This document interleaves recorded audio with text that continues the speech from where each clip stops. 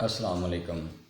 محترم والدین کی طرف سے جو بچوں کے بارے میں بہت ساری شکایات دوسری بھی موصول ہوتی ہیں، ان میں ایک بہت بڑی شکایت اپنے بچوں کے بارے میں یہ ہوتی ہے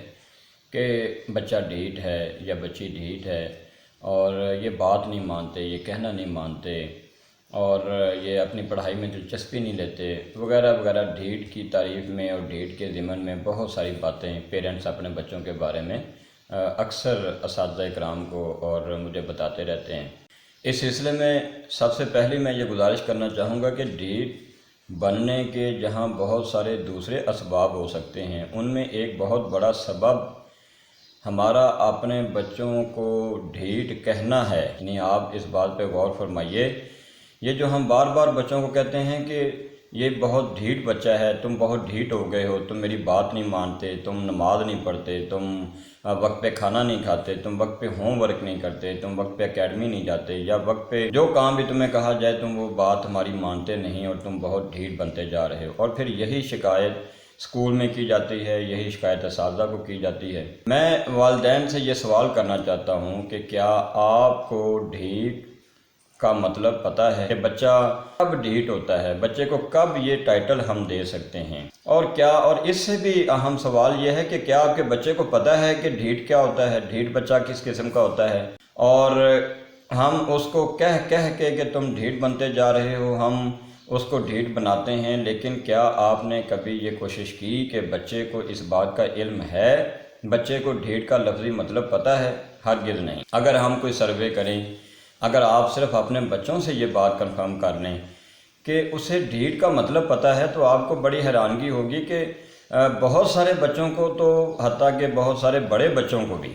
یعنی میٹرک تک اور میٹرک سے اوپر والی کلاسز میں بھی بچوں کو ڈھیٹ کا تو مطلب ہی نہیں پتہ۔ اور یہ بھی میں دعوے سے کہہ سکتا ہوں کہ ہم میں سے بہت سارے والدین کو بھی در حقیقت ڈھیٹ کا مطلب پتہ نہیں، لیکن بہرحال یہ ایک الگ بحث ہے۔ میں صرف یہ ریکویسٹ کرنا چاہتا ہوں کہ خدا را اپنے بچوں کو، اگر ان کے اندر کوئی ایک خامی ہے، یا ان کے اندر کوئی ایک یا دو کمزوریاں ہیں، یا ایک دو کوتاہیاں ہیں، تو آپ اس پر ڈھیٹ کا لیبل مت لگائیے۔ ڈھیٹ بننے کے جہاں دوسرے بہت سارے اسباب ہیں، وہاں آپ کا اپنے بچوں کو بار بار ڈھیٹ کہنا بھی ایک بہت بڑا سبب ہے، ایک بہت بڑا کاز ہے، ایک بہت بڑی وجہ ہے۔ بچے کو بھی اس بات کا علم نہیں، آپ کو بھی علم نہیں، اور بچہ اگر ٹائم پہ نماز نہیں پڑھتا، اگر بچہ یا بچی آپ کی گھر میں کچھ معاملات میں بات نہیں مانتے یا نہیں مانتی، تو آپ ان کو ڈھیٹ کا لقب دے دیتے ہیں۔ در حقیقت آپ کا یہ لقب دینا اس کو،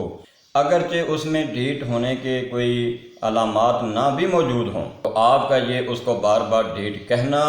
اس کو واقعی ڈھیٹ بنا دے گا۔ جیسے کہا جاتا ہے کہ اگر آپ اپنے بچے میں کچھ خوبیاں پیدا کرنا چاہتے ہیں،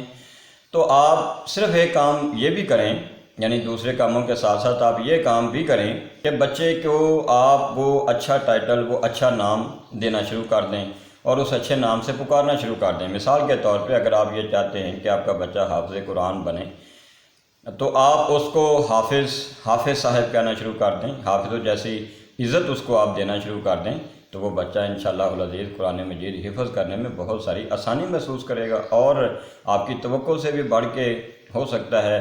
کہ اللہ کی توفیق سے وہ جلدی حفظ بھی کر لے، اور زیادہ شوق اور ذوق سے کرے، کیونکہ اس کو وہ عزت، وہ ٹائٹل، وہ لقب، وہ سٹیٹس وہ دیا جا رہا ہے، اور وہ اس میں عزت محسوس کر رہا ہے۔ اسی طرح سے جب ہم کسی بچے کو ڈھیٹ کہتے ہیں، اس کو تو ڈھیٹ کا مطلب بھی نہیں پتہ بھی نہیں کہ ڈھیٹ کس کو کہتے ہیں اور ڈھیٹ کیوں کہتے ہیں، تو اس ڈھیٹ پن سے بچانے کے لیے میری ریکویسٹ یہ ہے کہ بچوں کے سامنے، بچوں کو ان کے بہن بھائیوں کے سامنے، ان کے کزنز کے سامنے، بہت ساری، کیونکہ ہماری کمبائنڈ فیملی ہے، ہمارا کمبائنڈ فیملی سسٹم ہے، تو بہت ساری فیملیز، بہن بھائیوں کے بچے عام طور پہ ہم دیکھتے ہیں کہ وہ اکٹھے بھی ایک گھر میں رہتے ہیں، بھائیوں کے بچے ہوتے ہیں، تو جب ایک بچے کو یہ ٹائٹل دے دیا جائے گا، جب یہ لقب دے دیا جائے گا، تو اگر اس کی اصلاح کی اور کوئی گنجائش ہو بھی،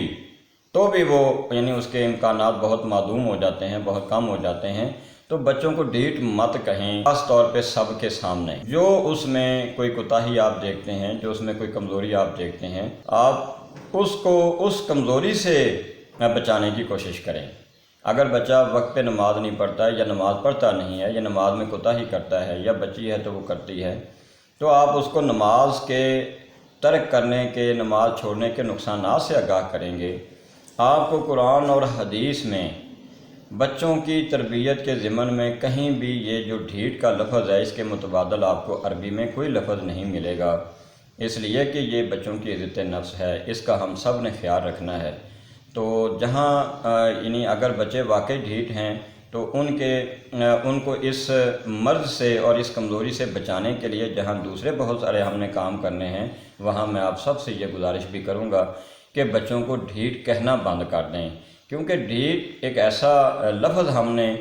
یعنی گھڑ لیا ہے، ہم نے بنا لیا ہے، جو در حقیقت بہت ساری دوسری کمزوریوں، کوتاہیوں اور خامیوں اور نقائص کا مجموعہ ہے۔ اور اس ڈھیٹ سے مراد ہماری یہ ہوتی ہے کہ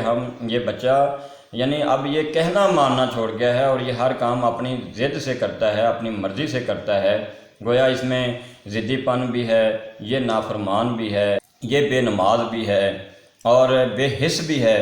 اور بہت ساری دوسری چیزوں کا مجموعہ، یعنی ہم اجتماعی طور پہ اس کے لیے ان تمام بیماریوں کو اس کے اندر ظاہر کرنے کے لیے اور ثابت کرنے کے لیے ہم پھر یہ لفظ اس کے سامنے ڈھیٹ کا جو لفظ ہے ہم یہ بولنا شروع کرتے ہیں۔